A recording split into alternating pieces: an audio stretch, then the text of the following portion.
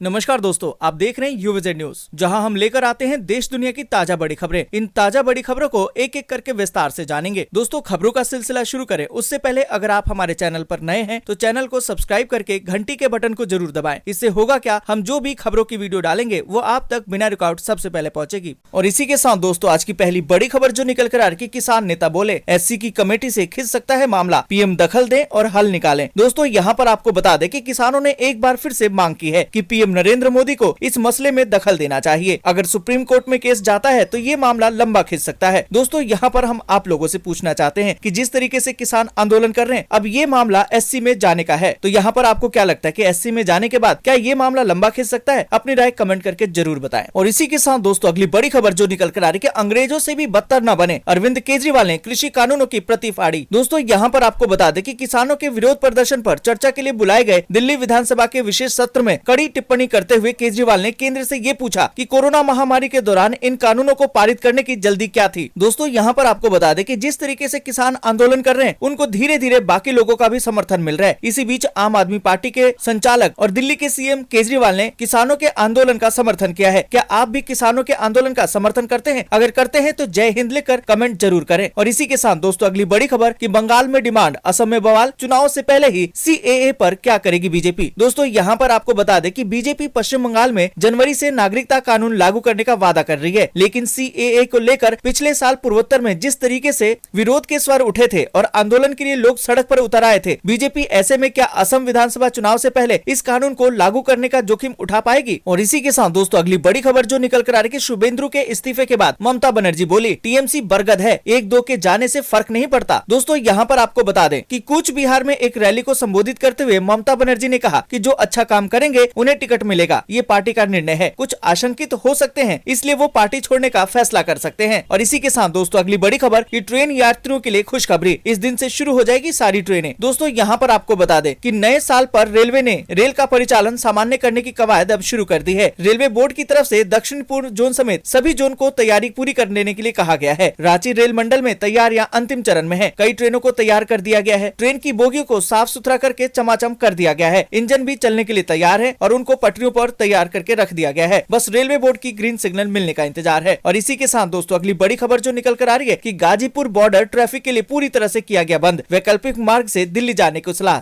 दोस्तों, यहाँ पर आपको बता दें कि तीनों केंद्रीय कृषि कानूनों को वापस लेने की मांग को लेकर दिल्ली के सिंधु बॉर्डर पर किसानों का धरना प्रदर्शन बृहस्पतिवार को 22वें दिन भी प्रवेश कर गया। दिल्ली UP गेट पर भारतीय किसान यूनियन के राष्ट्रीय अध्यक्ष नरेश टिकैत पहुंच चुके हैं। कुछ देर बाद UP गेट पर 18 खाप की महापंचायत भी शुरू हुई। इस महापंचायत में किसान आंदोलन की रणनीति तैयार हुई। और इसी के साथ दोस्तों, अगली बड़ी खबर कि कृषि मंत्री की किसानों को चिट्ठी, कहा कि कृषि कानूनों पर फैलाया जा रहा है भ्रम, सफेद झूठ को पहचाने। दोस्तों, यहाँ पर आपको बता दें कि 8 पन्ने की चिट्ठी में नरेंद्र सिंह तोमर ने किसानों से कहा है कि सरकार MSP पर लिखित में आश्वासन देने को तैयार है। उन्होंने एक बार फिर से साफ कर दिया है कि MSP जारी है और जारी रहेगी। और इसी के साथ दोस्तों, अगली बड़ी खबर जो निकल कर आ रही है कि शुभेंदु के बाद ममता बनर्जी को एक और बड़ा झटका, TMC विधायक जितेंद्र तिवारी ने भी पार्टी के सभी पदों से दिया इस्तीफा। दोस्तों, यहाँ पर आपको बता दें कि ममता बनर्जी की पार्टी TMC से विधायक जितेंद्र तिवारी ने भी पार्टी के सभी पदों से इस्तीफा दे दिया है। वहीं 2 दिन पहले उन्होंने ममता बनर्जी सरकार में मंत्री फिरहाद हकीम को पत्र लिखकर आरोप लगाया था कि आसनसोल में विकास न होने दिया जा रहा है। और इसी के साथ दोस्तों, अगली बड़ी खबर जो निकल कर आ रही है कि CM अरविंद केजरीवाल ने दे दिए निर्देश, झुग्गी झोपड़ी में रह रहे लोगों के लिए बन चुके फ्लैट का जल्द होगा आवंटन। दोस्तों, यहाँ पर आपको बता दें कि दिल्ली सरकार राज्य में रहने वाले बेघर लोगों के लिए जल्द ही फ्लैट आवंटन की प्रक्रिया शुरू करेगी। मुख्यमंत्री अरविंद केजरीवाल ने इस संबंध में अपने घर पर शहरी विकास मंत्री सत्येंद्र जैन और डूसीब के अधिकारियों के साथ महत्वपूर्ण समीक्षा बैठक की है। और इसी के साथ दोस्तों, अगली बड़ी खबर जो निकल कर आ रही है कि रक्षा मामले पर बैठक से राहुल ने किया वॉकआउट, ओम बिरला से की शिकायत, बोलने नहीं दिया गया। दोस्तों, यहाँ पर आपको बता दें कि बुधवार को रक्षा संसदीय दल की बैठक थी, जिसमें राहुल गांधी समेत 2 और सांसदों ने बैठक का बहिष्कार किया। कांग्रेस का आरोप है कि राहुल गांधी को चेयरमैन ने बोलने नहीं दिया, जिसके बाद उनके पास कोई और उपाय नहीं रह गया था। दोस्तों, इन सभी खबरों को एक एक करके विस्तार से जानेंगे, इसलिए वीडियो को अंत तक जरूर देखें। दोस्तों, आगे बढ़े उससे पहले एक छोटी सी रिक्वेस्ट है, इस वीडियो को लाइक करके दोस्तों के साथ शेयर जरूर कीजिए, क्योंकि आपका लाइक शेयर ही हमारी मेहनत का फल होता है। और इसी के साथ दोस्तों, आज की पहली बड़ी खबर की किसान नेता बोले सुप्रीम कोर्ट की कमेटी से खिंच सकता है मामला, PM दखल दे और हल निकालें। दोस्तों, यहाँ पर आपको बता दें कि कृषि कानून के मसले पर किसानों का आंदोलन अभी भी जारी है। सुप्रीम कोर्ट में ये मामला सुना जा रहा है। इस बीच किसान मजदूर संघर्ष समिति के अध्यक्ष सतनाम सिंह का कहना है कि उन्हें अब किसी भी कमेटी पर विश्वास नहीं है। सतनाम सिंह की मांग है कि प्रधानमंत्री नरेंद्र मोदी को खुद अपनी अपनी निगरानी में कमेटी बनानी चाहिए। अगर सुप्रीम कोर्ट में केस जाता है तो लंबा खिंच सकता है। यहाँ पर दोस्तों आपको बता दें कि किसान नेता ने कहा कि हमारी मांग है कि तीनों कानूनों को वापस किया जाए और एमएसपी पर कानून बने। उन्होंने कहा कि प्रधानमंत्री को ही आगे आना पड़ेगा और रास्ते का हल निकालना पड़ेगा। सुप्रीम कोर्ट में मामला जाने से मामले का कुछ भी हल नहीं निकलेगा, केवल लटक जाएगा। तो दोस्तों यहाँ पर हम आप लोगों से पूछते हैं, क्या इस मामले में अब पीएम नरेंद्र मोदी को खुद आगे आना चाहिए? अपनी राय कमेंट करके जरूर बताएं। और इसी के साथ दोस्तों अगली बड़ी खबर कि अंग्रेजों से भी बदतर न बने, अरविंद केजरीवाल ने कृषि कानूनों की प्रति फाड़ी। यहाँ पर दोस्तों आपको बता दें कि दिल्ली के मुख्यमंत्री अरविंद केजरीवाल ने गुरुवार को केंद्र सरकार द्वारा पारित विवादित कृषि कानूनों की प्रतियां फाड़ डाली और चेतावनी देते हुए कहा कि आप अंग्रेजों से भी बदतर न बने। किसानों के विरोध प्रदर्शन पर चर्चा के लिए बुलाए गए दिल्ली विधानसभा के विशेष सत्र में कड़ी टिप्पणी करते हुए केजरीवाल ने केंद्र से ये भी पूछा कि कोरोना महामारी के दौरान इन कानूनों को पारित करने की जल्दी क्या थी। इससे पहले आम आदमी पार्टी के विधायकों ने भी कृषि कानूनों की प्रतियां फाड़ी थी। सत्ताधारी पार्टी द्वारा शेयर किए गए वीडियो में दिखाई दे रहा है कि दिल्ली सरकार ने केंद्र के कानूनों के मुकाबले में अपने 3 कानूनों को सदन में रखा और आम आदमी पार्टी के महेंद्र गोयल और सोमनाथ भारती ने कृषि कानूनों की प्रतियों के 2 टुकड़े में फाड़ दिया। महेंद्र गोयल और सोमनाथ भारती ने कहा कि हम इन काले कानूनों को नकारते हैं जो किसानों के खिलाफ है। तो दोस्तों क्या आप भी इन कृषि कानूनों के खिलाफ हैं जो सरकार ने पास किया है? अपनी राय कमेंट करके जरूर बताएं। और इसी के साथ दोस्तों अगली बड़ी खबर की बंगाल में डिमांड, असम में बवाल, चुनाव से पहले सीएए पर क्या करेगी बीजेपी। दोस्तों यहाँ पर आपको बता दें कि जैसे जैसे पश्चिम बंगाल में विधानसभा चुनाव नजदीक आ रहे हैं, नागरिकता संशोधन कानून यानी कि सीएए की डिमांड राज्य में तेज होती जा रही है। बीजेपी महासचिव खुद ऐलान कर चुके हैं कि राज्य में जनवरी यानी कि अगले महीने से सीएए लागू कर दिया जाएगा। वोट बैंक के लिहाज से बीजेपी के लिए बंगाल में ये बेहद ही फायदे का सौदा है। हालांकि पार्टी की राह इस मोर्चे पर इतनी आसान नहीं है। दरअसल पश्चिम बंगाल के साथ ही आसाम में भी विधानसभा चुनाव है और यहाँ पर दोस्तों आपको बता दें कि बंगाल में जहाँ बीजेपी ममता सरकार को सत्ता से हटाकर पहली बार राज्य में सरकार बनाने के मिशन पर है, वहीं असम में उसकी सरकार 5 साल से चली आ रही है, जिससे बनाए रखने की कवायद उसे करनी होगी। सीएए को लेकर असम में भी भीषण बवाल हुआ था। अगर फिर से सीएए पर बात आगे बढ़ी तो राज्य में बीजेपी के लिए हालात प्रतिकूल हो सकते हैं। यही वजह है कि सीएए को लेकर बीजेपी बंगाल और असम के बीच में फंसी हुई दिखाई दे रही है। तो दोस्तों यहाँ पर हम आप लोगों से पूछना चाहते हैं, क्या आपकी नजर में सीएए वाकई में सरकार को लागू करना चाहिए कि नहीं करना चाहिए? क्या आप इसके फेवर में हैं, यानी कि इसका समर्थन करते हैं या इसके विरोध में हैं? अपनी राय कमेंट करके जरूर बताएं। और इसी के साथ दोस्तों अगली बड़ी खबर जो निकल कर आ रही है कि शुभेंदु के इस्तीफे के बाद ममता बोली टीएमसी बरगद है, 1-2 के जाने से फर्क नहीं पड़ता। दोस्तों यहाँ पर आपको बता दें कि पश्चिम बंगाल में टीएमसी के दिग्गज नेता शुभेंदु अधिकारी के एमएलए पद से इस्तीफा देने के बाद सियासी हलचल तेज हो गई है। बताया ये जा रहा है कि शुभेंदु अधिकारी बीजेपी का दामन थाम सकते हैं। इसी बीच सूबे की मुख्यमंत्री ममता बनर्जी ने बिना नाम लिए शुभेंदु अधिकारी पर बड़ा हमला बोला है। उन्होंने कहा कि टीएमसी एक बरगद का पेड़ है और 1-2 लोगों के जाने से इसे कोई फर्क नहीं पड़ता। इस दौरान ममता बनर्जी ने बीजेपी पर जमकर निशाना साधा है। यहाँ पर दोस्तों आपको बता दें कि कूच बिहार में एक रैली को संबोधित करते हुए ममता बनर्जी ने कहा कि जो अच्छा काम करेंगे उन्हें टिकट मिलेगा, ये पार्टी का निर्णय है। कुछ आशंकित हो सकते हैं, इसलिए वे छोड़ने का फैसला कर सकते हैं। बीजेपी ने पहले ही हमें जेल भेजने की धमकी दी है, इसलिए कुछ लोग डर सकते हैं। अगर उन्होंने मुझे जेल भेज दिया तो मुझे तो गर्व होगा, लेकिन मैं कभी भी बीजेपी के सामने नहीं झुकूंगी। तो दोस्तों यहाँ पर आपको क्या लगता है कि इस बार अगर विधानसभा चुनाव हुए तो पश्चिम बंगाल में अब सरकार किसकी बन सकती है? आप किस पार्टी को समर्थन देते हैं? कमेंट करके जरूर बताएं। और इसी के साथ दोस्तों अगली बड़ी खबर जो निकल कर आ रही है कि ट्रेन यात्रियों के लिए बड़ी खुशखबरी, इस दिन से शुरू हो जाएगी सारी ट्रेनें। दोस्तों यहाँ पर आपको बता दें कि नए साल पर रेलवे ने रेल का परिचालन सामान्य करने की कवायद अब शुरू कर दी है। रेलवे बोर्ड की तरफ से दक्षिणी पूर्व जोन समेत सभी जोनों को तैयारी पूरी कर लेने के लिए कहा गया है। रांची रेल मंडल में तैयारियां अब अंतिम चरण में है। कई ट्रेनों को तैयार करके रांची और हाटिया रेलवे स्टेशनों पर खड़ा कर दिया गया है। ट्रेन की बोगियों को साफ सुथरा करके चमाचम कर दिया गया है। इंजन को भी पटरी पर दौड़ने के लिए पूरी तरह से तैयार कर दिया गया है। बस रेलवे बोर्ड की तरफ से ग्रीन सिग्नल का इंतजार है। यहाँ पर दोस्तों आपको बता दें कि हो सकता है कि बाकी ट्रेनों को जनवरी के अंत तक चलाने की योजना बनाई गई है, यानी कि जनवरी के अंत तक सभी ट्रेनों का परिचालन शुरू कर दिया जाएगा। और इसी के साथ दोस्तों अगली बड़ी खबर की गाजीपुर बॉर्डर ट्रैफिक के लिए पूरी तरह से कर दिया गया बंद, वैकल्पिक मार्ग से दिल्ली जाने की सलाह। दोस्तों यहाँ पर आपको बता दें कि तीनों केंद्रीय कृषि कानूनों को वापस लेने की मांग को लेकर दिल्ली के सिंधु बॉर्डर पर किसानों का धरना प्रदर्शन बृहस्पतिवार को 22वें दिन प्रवेश कर गया। दिल्ली यूपी गेट पर भारतीय किसान यूनियन के राष्ट्रीय अध्यक्ष नरेश टिकैत पहुंच चुके। उनके आने के बाद यूपी गेट पर 18 खाप की महापंचायत भी शुरू हो गई। इस महापंचायत में किसान आंदोलन की रणनीति तैयार की गई। शाम तक किसानों की रणनीति को लेकर अहम निर्णय लिया जा सकता है। यहाँ पर दोस्तों आपको बता दें कि एक खबर के मुताबिक दिल्ली ट्रैफिक पुलिस ने ये सूचना दी है कि ट्रैफिक के लिए गाजीपुर बॉर्डर को पूरी तरह से बंद कर दिया गया है। जो वाहन चालक दिल्ली जाना चाहते हैं वो वैकल्पिक रास्ते का प्रयोग करते हुए दिल्ली जाएं। अभी तक दिल्ली से वाहन चालक गाजियाबाद आ जा रहे थे, मगर अब इस रास्ते को भी बंद कर दिया गया है। किसानों ने पहले ही गाजियाबाद से दिल्ली जाने वाले रास्ते पर कब्जा कर रखा है। एक्सप्रेसवे की भी एक लेन ट्रैफिक के लिए बंद थी, अब दोनों ही बंद कर कर दी गई है। तो दोस्तों अगर आप भी दिल्ली जाना चाहते हैं तो आपको भी वैकल्पिक रास्ते का यूज करना होगा, यानी कि इस्तेमाल करना होगा। इस पूरी खबर पर दोस्तों आप क्या सोचते हैं कमेंट करके जरूर बताएं। और इसी के साथ दोस्तों अगली बड़ी खबर की कृषि मंत्री की किसानों को चिट्ठी, कहा कि कृषि कानूनों पर फैलाया जा रहा भ्रम, सफेद झूठ को पहचाने। दोस्तों यहाँ पर आपको बता दें कि कृषि कानूनों के विरोध के बीच केंद्रीय मंत्री नरेंद्र सिंह तोमर ने देश के किसानों को चिट्ठी लिखी है। 8 पन्ने की चिट्ठी में नरेंद्र सिंह तोमर ने किसानों से कहा है कि सरकार एमएसपी पर लिखित में आश्वासन देने को तैयार है। उन्होंने एक बार फिर से साफ कर दिया कि एमएसपी जारी है और जारी ही रहेगी। कृषि मंत्री ने कहा कि राजनीति के लिए कुछ लोग झूठ फैला रहे हैं। नरेंद्र सिंह तोमर ने कहा कि सबका साथ, सबका विकास, सबका विश्वास के मंत्र पर चलते हुए प्रधानमंत्री नरेंद्र मोदी के नेतृत्व में हमारी सरकार ने बिना भेदभाव के सभी का हित करने का प्रयास किया है। पिछले 6 सालों का इतिहास इसका साक्षी है।